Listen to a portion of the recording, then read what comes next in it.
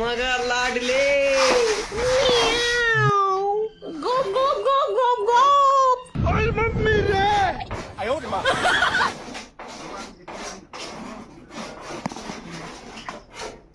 आज से स्कूल बंद 15 दिन का थे। आज का दिन स्कूल बंद। आज स्कूल एक दिन बंद हो जाए आम कटोर के छुट्टी 15 दिन का थे। तो नहीं घूरबे फिरबे ऐस करो फिर 15 दिन बादे साहब संगे देखा होई तो मजाक कर हंसी कर फुर्ती कर नका आम कटोर गाछ में बात हो टूर आम कटोर गाछ में हइले नहीं का सरकार छुट्टी देता आम कटोर के बाल के स्कूल पढ़बे के छुट्टी दिले बा हम जाती भैया घर चल जाए भैया के साले लेके देखो का करो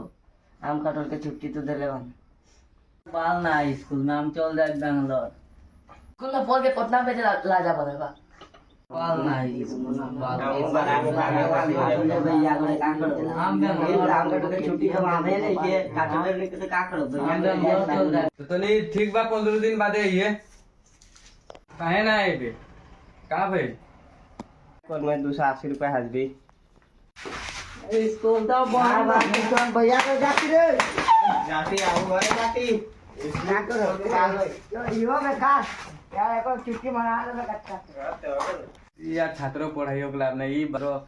बागान में काम जाए तो मामा घर जाए तो भोजी घर जाए तो भैया घर जाए जो लग रहा लेकिन पढ़ाई लिखा का लाभ ना